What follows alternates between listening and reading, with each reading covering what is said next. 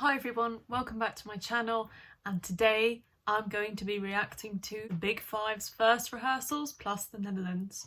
So I'm really excited about this because we are starting with Italy, who is my winner this year, and in response to the fact that they're my winner this year, and as a sort of tribute to them, I've tried to go for a more punky look today. Now, you've probably started laughing because those of you who know how to dress punky like Maneskin do probably think I'm about as punky as a wet tea towel.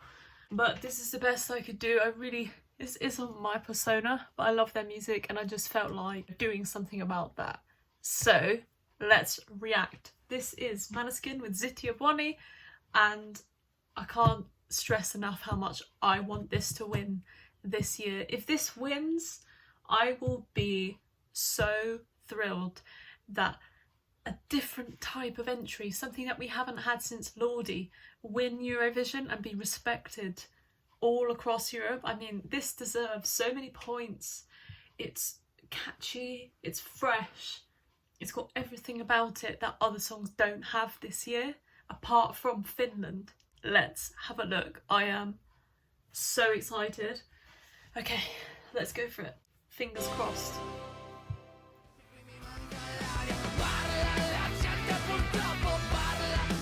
Damiano.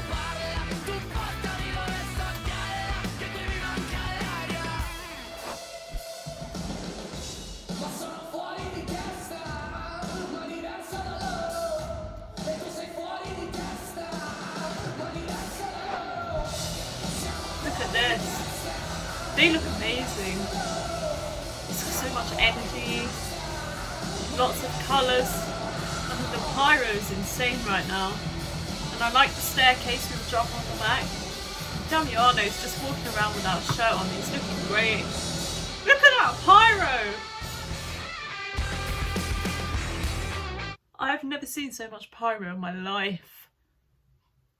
That is so good. In a previous video, I said that this was too polarising to win, but after looking at that clip, I'm sorry, that could absolutely win, and it deserves it. You see, that's authentic. They've written that song as a band. They're so young as well. They're so young, they're literally like 20 years old, and they're so talented. I mean, my oh my. Come on, Maneskin, win. Come on, you can do it. Honestly, that has blown me away. So much talent in Italy. It's been a long time coming for them to win. And to be honest, this is the year that they might be able to do it. It stands out a mile from everything in this competition. Quality, just the looks that they're serving there, the androgynous look. It's just incredible. Let's move on now to Germany. So we're going from my personal winner to my personal number 39. So this is a big jump, but to be fair, I feel like this song has climbed up a little bit since I've last done my ranking. This is Jendrick with I Don't Feel Hate. It's quirky, very much got a Charleston feel about it, but then it kind of jumps up 60 years and it lands in the 1980s all of a sudden. Very colourful. He's a very interesting character as well. It's got a hook about it that stays in your head, and it's been in my head for a few days. It can be annoying, but then I had accepted the fact that maybe it was growing on me a little bit, and it took months. But to be honest, I take my hat off to Jendrick because this is a slow burner and a grower and an earworm, and it's infectious and I can't deny it. I'm expecting through the staging here lots of colours, something totally over the top, maybe one of those middle finger puppet things that he's had in the music video. Tap dancing in the tap dancing break would be very interesting to see, and it would set them apart from other countries. In terms of where they're going to finish, I don't expect this to come last because I feel like the televoters will give this a lot of love because it is quirky and it's fun, and televoters like entries like this. Juries, however, are going to shite on this like you wouldn't believe, and I don't think it deserves nil, and I'm worried it may get that. If it doesn't get nil from the juries, that will be a good achievement for Germany. But let's have a look at this. What is he gonna do? Lots of colours. Wow. Is that flipping the bird or flipping a V sign? Right, lots of colours. Do you know what this, apart from this pink blouse thing, blazer, which is very much like Jasper Groth from Denmark, the outfits are actually very different from what other people have used. It's very kind of like Tate modern looking, Andy Warhol pop art style. I like it. You've got some instruments there. It's very much a memeable entry. His vocals are very sweet and good.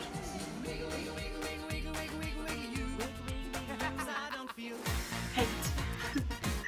I mean, the bit I don't like about that song is the 80s drop. I think it's weird. The Charleston bit is quirky and catchy. The staging looked quite good in my opinion. It's gone up in my estimation. I don't think it will do incredibly well, but hats off to them for trying, because Sisters in 2019 was a seismic flop and I don't think they want to go there again. And they've taken notes and improved, and you know what? Well done Germany for that. It's looking good, it's looking like a solid effort. I can't fault much about that. So let's move on now to the host nation, which is the Netherlands. Jenagu Macrooy, Birth of a New Age. He is from Suriname. This is very, very unique to the competition. We haven't had Suriname Tongo in the contest before. He's bringing something new, unexpected. And I feel like for a lot of people watching this, maybe people from Latin America, Afro and Latinos community, they'll feel represented here, and you know, that might warm people's hearts. And I think this is a great thing that's happening right now. Whether a grandma in Moldova or a young guy from Austria is going to vote for this, I'm not sure. It could go one of two ways. It could do really, really well, or it could be a complete disaster. But either way, he's going to be professional, he's going to sing well, I'm sure there'll be traditional costumes on stage, and whatever place they come in, I'm sure he'll leave that arena feeling proud that he's made a difference this year. And that's all I can say about it. It's not one of my favourite entries, but I respect what it's doing. And, you know, I'm rooting for him still. So, let's have a watch. Okay, blue today. I like what he's wearing. What kind of blazer? You've got to have a good solid body for that kind of outfit. I like this. Look at the body paint. Or is it body paint or a t-shirt? I can't tell yet. This is looking solid. I like the dance moves. And the vocals sound really good.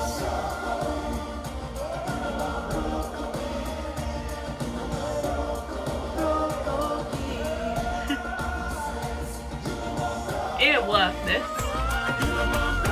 See, that was fun. And you know what? The colour scheme, the clothing, no one's done anything like this year, and that is playing to his advantage.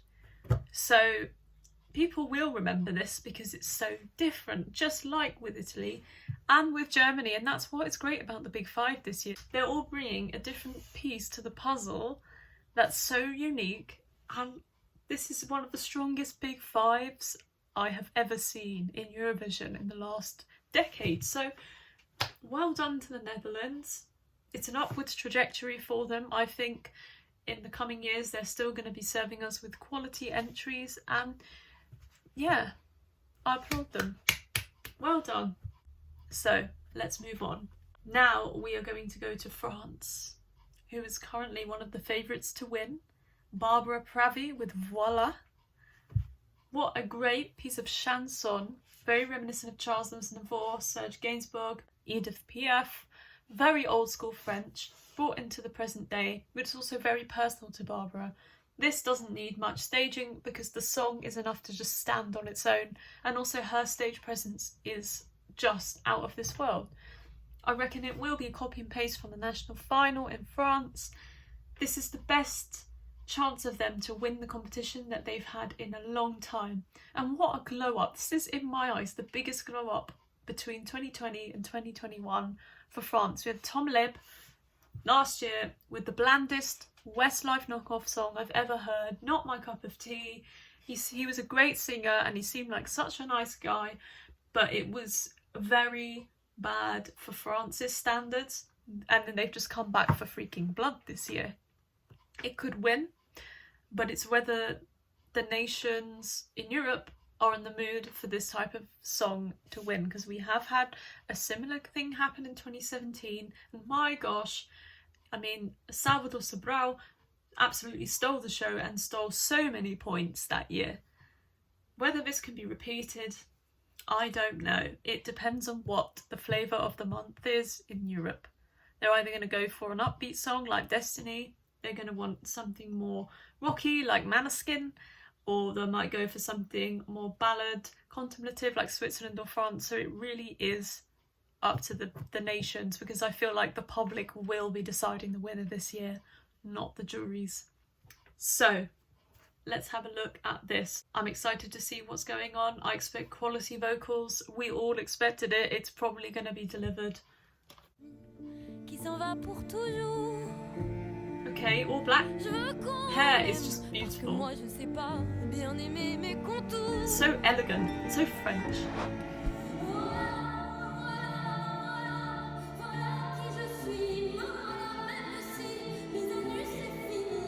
Wow, what a clear voice. It's just so resonant and clear, wow.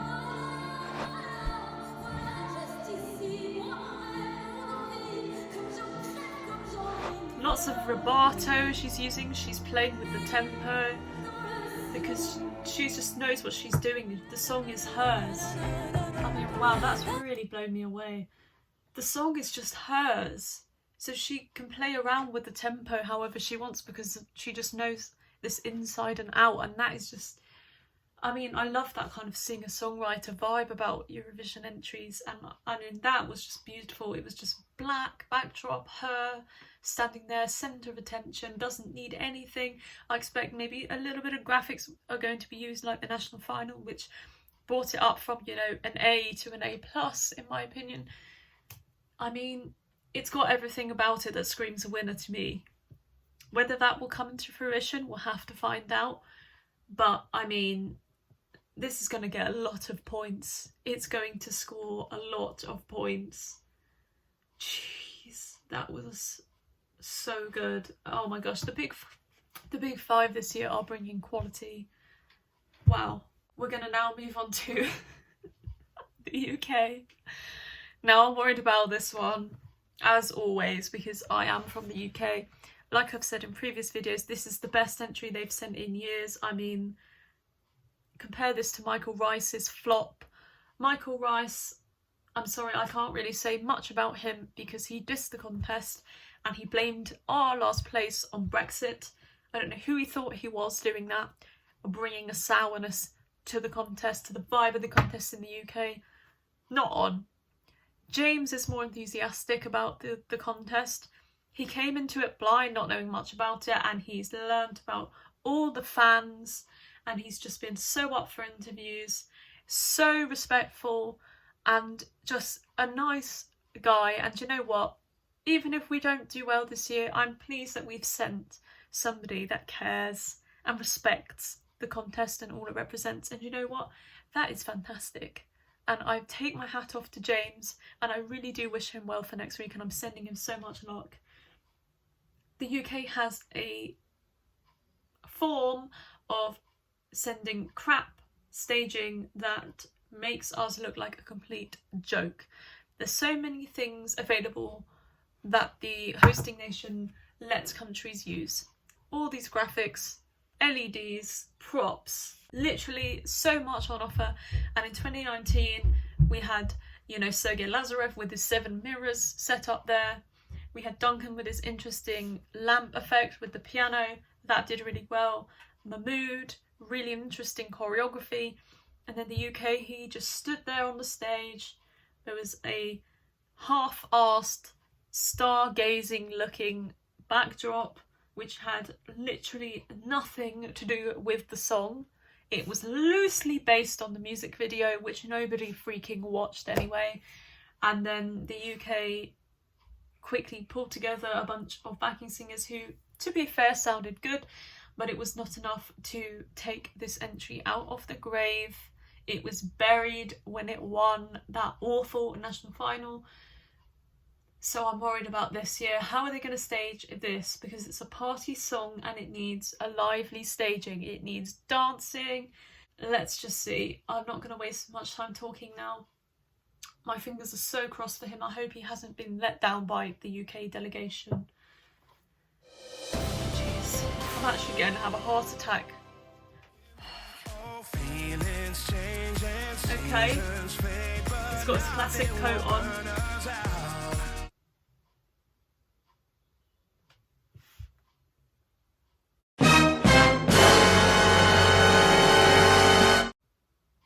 Okay, I don't mean to be the woke police here, but that was a white guy in cornrows. What are you doing? I'm sorry. You could ask anybody if that was something sensible to do. Cultural appropriation, basically.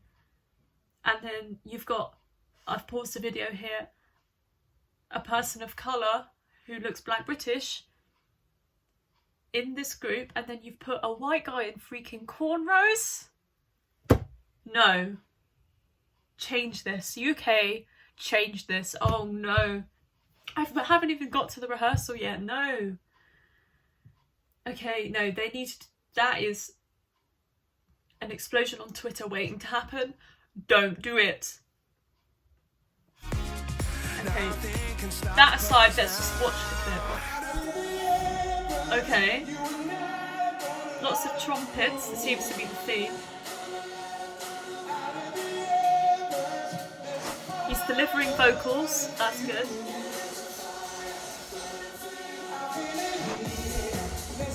Okay, the trumpets are alright. They fit because they're featured in the backing. I'm not sure how I feel about the choreography though. It's a bit corny. I mean, it's not insanely corny to the point of it being, you know, Butlin's, like, and Pontin's evening performance type of corny, but it's still, they're trying to be camp, but it looks car crash camp instead of, you know, fashion, Vogue camp. Vocals were good. Vocals were good. I'm not sure this is... I like the trumpets, you know. The two trumpets next to him, that looked cool, but the dancing with the trumpet playing, I don't know, I'm a little bit on the fence about it. I'm being overly critical, by the way, because I'm from the UK and I'm expecting quality. I'm going to have to watch that back later. It wasn't terrible. Like, don't get me wrong, it wasn't terrible. And I wasn't expecting it to be, you know, like France and Italy, what we've just seen, but it needs work. It needs work. But James himself is classy. He's a class act. He's a seasoned performer by the looks of it. And well done to him. But just fix the choreography slightly. We're going to have to move on to our final performance, which is Blas Canto from Spain, Voila Quedarme. Very, very contemplative ballad. Very much about his experience in the last year, losing his father and his grandmother, I believe both to COVID-19, which is so sad. My heart goes out to him for that. It's a very heartfelt ballad, and it has been criminally underrated by the bookmakers and by some of the fans this year. He's got one of the best voices in the competition. He knows how to sing live, and it's very emotional, and I feel like if people knew what this was about, they would be moved by it. So the staging, I'm not expecting anything, you know, pyrotechnic wise. It's probably just going to be him standing there and singing. I'm interested to see what happens, but let's just go for it because I don't want them to come in the bottom 5, but it looks like it probably will happen if they muck this up. Let's have a look. Okay. Some backing vocalists, I think. Good. Thicken out that texture.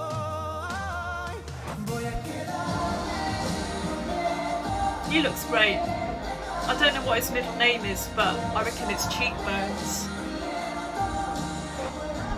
Okay, we've got a moon there, I like that. And a really nice sort of starry effect, droppy lighting on the transparent LED. That's cool. Vocals on point.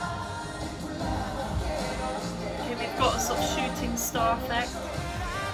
Beautifully staged. Beautifully staged. Well, you see, that fits really well with the song.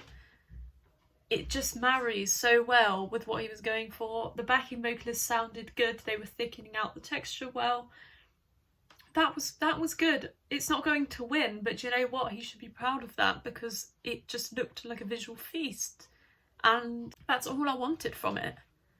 And it's just going to kind of bring out that effect of him, his emotive vocal, and people hopefully won't treat this as the toilet break entry. They're going to take it seriously. So well done to Spain for that. That is great. Anyway, thanks for watching my video. Let me know your comments down below what you think about the Big Five plus the Netherlands this year. So I will be back next Monday to finally predict all the qualifiers for semi-final one, so stay tuned for that. And in the meantime, I hope you guys have a good rest of the week. Feel free to check out my previous reaction videos to the latest rehearsals that came out for the semi-finals. Bye!